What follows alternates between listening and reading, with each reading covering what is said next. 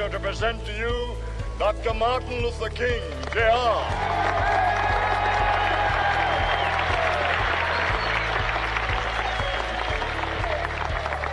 I am happy to join with you today in what will go down in history as the greatest demonstration for freedom in the history of our nation.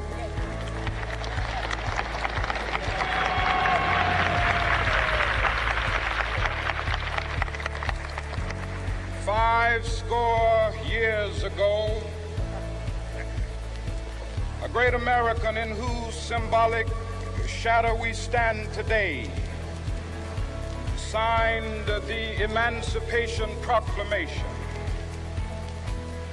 This momentous decree came as a great beacon light of hope to millions of Negro slaves who had been seared in the flames of withering injustice. It came as a joyous daybreak to end the long night of their captivity.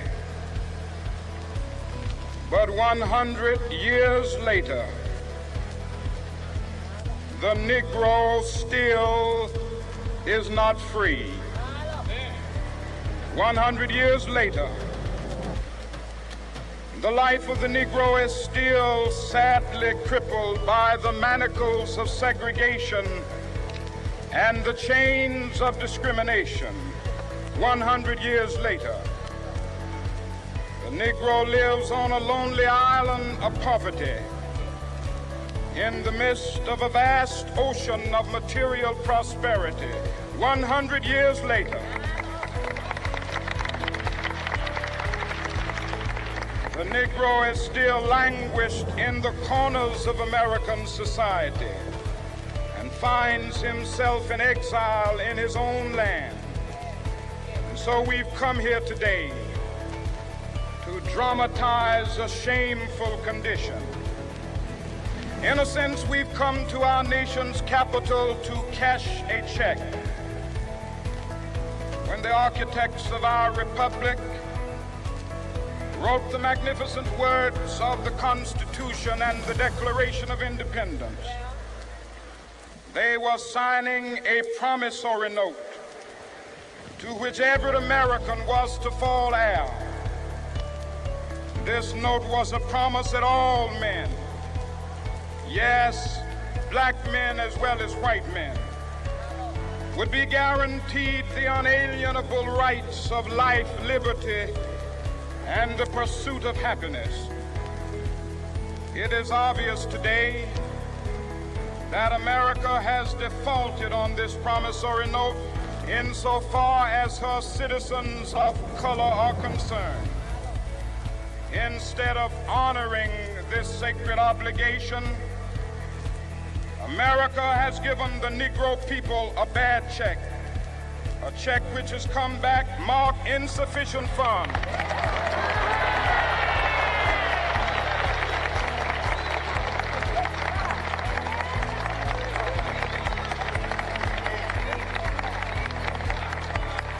But we refuse to believe that the Bank of Justice is bankrupt. We refuse to believe that there are insufficient funds in the great vaults of opportunity of this nation.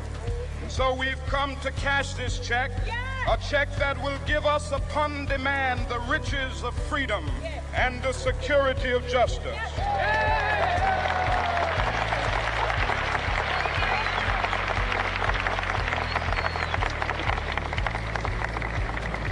We have also come to this hallowed spot to remind America of the fierce urgency of now. This is no time to engage in the luxury of cooling off or to take the tranquilizing drug of gradualism.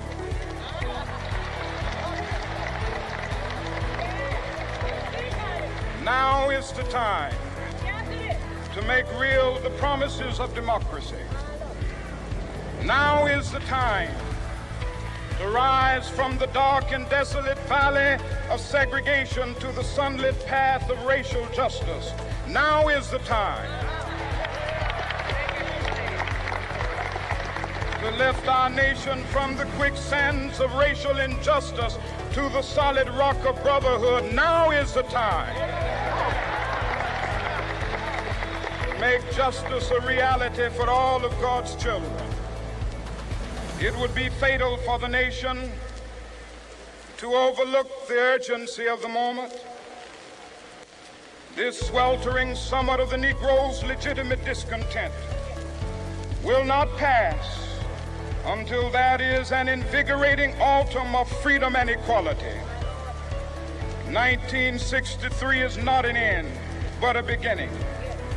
Those who hope that the Negro needed to blow off steam and will now be content will have a rude awakening if the nation returns to business as usual.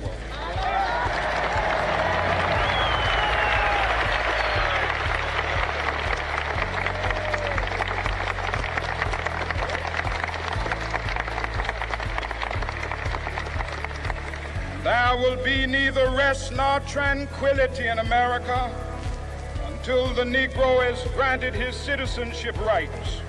The whirlwinds of revolt will continue to shake the foundations of our nation until the bright day of justice emerges. But that is something that I must say to my people who stand on the warm threshold which leads into the palace of justice.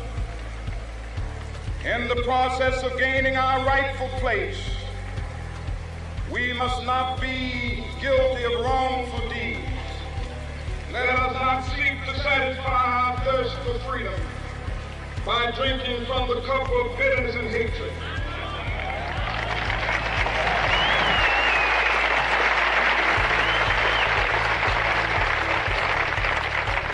We must forever conduct our struggle on the high plane of dignity and discipline. We must not allow our creative protests to degenerate into physical violence. Again and again, we must rise to the majestic heights of meeting physical force with soul force.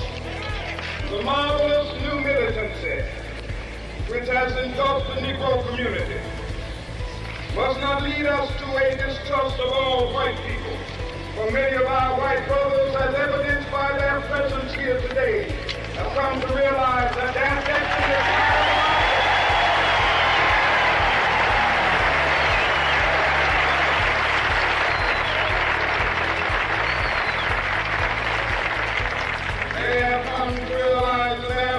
is inextricably bound to our freedom.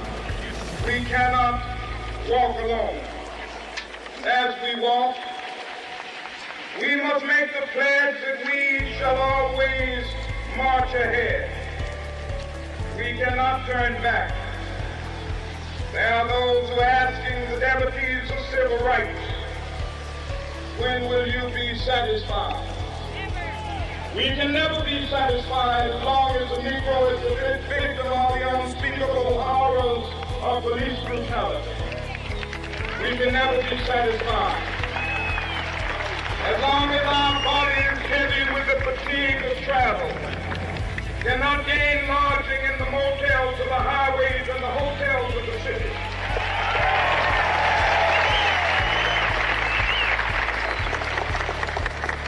We cannot be satisfied as long as a Negro in Mississippi cannot vote and a Negro in New York believes he has nothing for which to vote.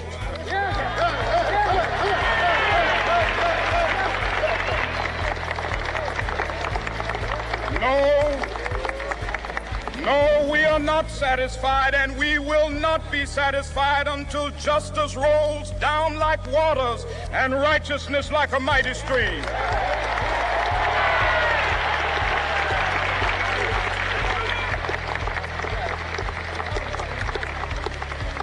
I am not unmindful that some of you have come here out of great trials and tribulations. Some of you have come fresh from narrow jail cells.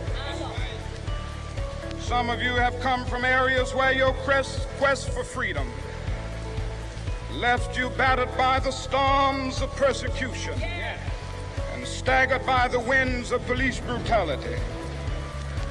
You have been the veterans of creative suffering. Continue to work with the faith that unearned suffering is redemptive.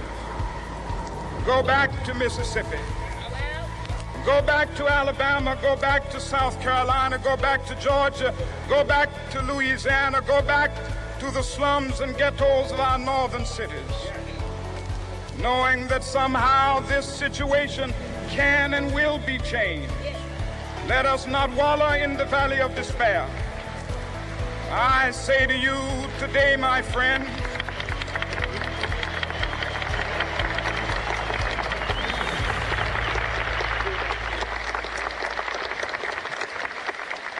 so even though we face the difficulties of today and tomorrow, I still have a dream. Yes. It is a dream deeply rooted in the American dream. I have a dream that one day this nation will rise up and live out the true meaning of its creed. We hold these truths to be self-evident, that all men are created equal.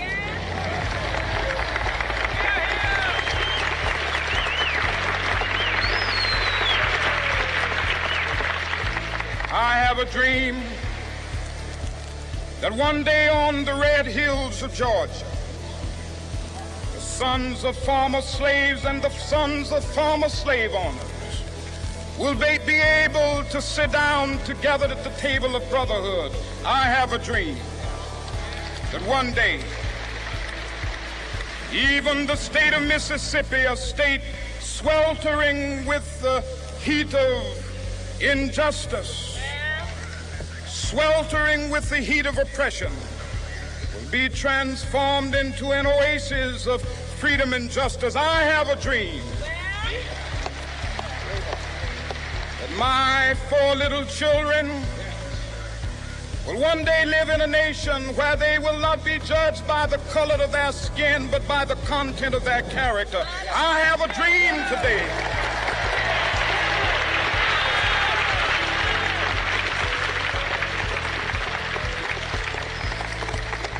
I have a dream that one day down in Alabama, with its vicious racists, with its governor having his lips dripping with the words of interposition and nullification, one day right there in Alabama, little black boys and black girls will be able to join hands with little white boys and white girls as sisters and brothers. I have a dream today.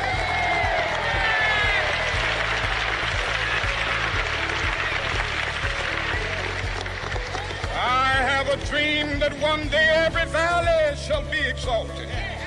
Every hill and mountain shall be made low. The rough places will be made plain, and the crooked places will be made straight. And the glory of the Lord shall be revealed, and all flesh shall see it together. This is our hope. This is a faith that I go back to the South with. With this faith, we will be able to hew out of the mountain of despair a stone of hope. With this faith, we will be able to transform the jangling discords of our nation into a beautiful symphony of brotherhood.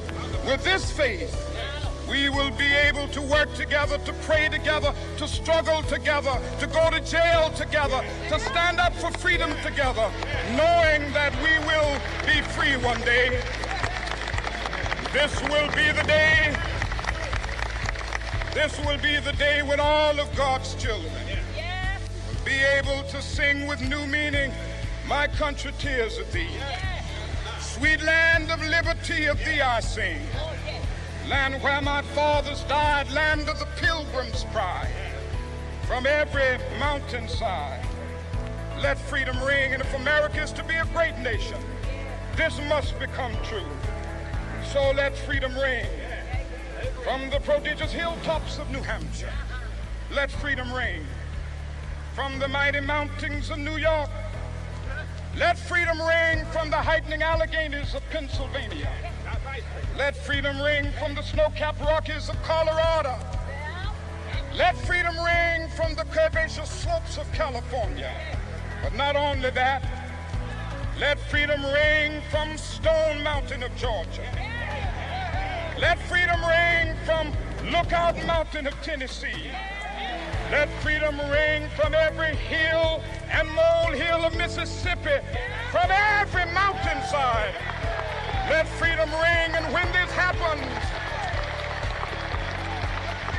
when we allow freedom to ring, when we let it ring from every village and every hamlet, from every state and every city, we will be able to speed up that day when all of God's children, black men and white men, Jews and Gentiles, Protestants and Catholics, will be able to join hands and sing in the words of the old Negro spiritual, free at last, free at last.